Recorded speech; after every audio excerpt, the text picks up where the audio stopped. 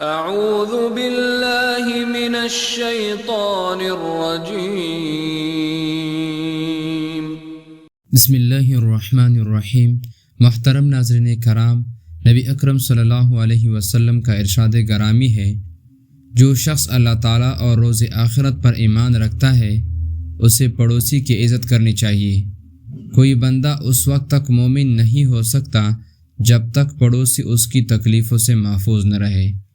ایک آدمی نے نبی اکرم صلی اللہ علیہ وسلم کے حضور حاضر ہو کر اپنے پڑوسی کی شکایت کی تو نبی کریم صلی اللہ علیہ وسلم نے اسے فرمایا صبر کرو۔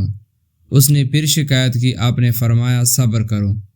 تیسری یا چوتھی مرتبہ آپ نے فرمایا اپنا سامان نکال کر راستے میں ڈال دو، لہٰذا اس نے سامان نکال کر باہر ڈال دیا۔ اب لوگ وہاں سے گزرتے ہوئے اس سے پوچھتے ہیں آپ کو کیا ہوا؟ وہ کہتا ہے یہ میرا پڑوسی مجھے ستاتا ہے۔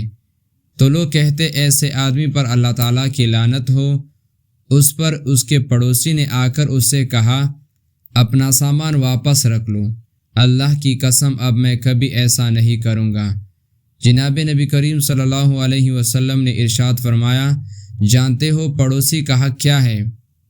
اگر تم سے مدد مانگے اس کی مدد کرو، اگر تم سے قرض مانگے اسے قرض دو، اگر محتاج ہو اس کی حاجت پوری کرو، اگر بیمار ہو اس کا حال پوچھو، اگر فوت ہو جائے اس کے جنازے میں شمولیت کرو، اگر اس سے کوئی مصیبت پہنچے تو افسوس کرو، اگر اس سے خوشی ملے اسے مبارکباد دو، بغیر اجازت کے اس کے مکان سے اتنا اونچا مکان نہ بناؤ کہ ہوا رک جائے، اسے کوئی تکلیف نہ پہنچاؤ، اگر کوئی پھل خریدو اسے ہدیہ بھیجو، اگر نہ بیچ سکو تو چھپا کر لے جاؤ، اور تیرا بچہ پھل لے کر باہر نہ نکلے کہ اس کا بچہ دیکھ کر ضد کرے۔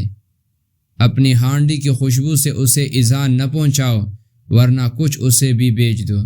آپ صلی اللہ علیہ وسلم نے فرمایا، جانتے ہو پڑوسی کا حق کیا ہے؟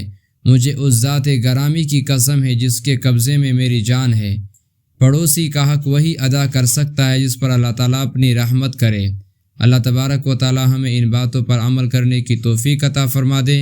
اگر ویڈیو اچھی لگی ہو تو اپنے دوستوں کے ساتھ ثواب کی نیت کے ساتھ ضرور شیئر کیجیے گا۔ جزاک اللہ خیرہ۔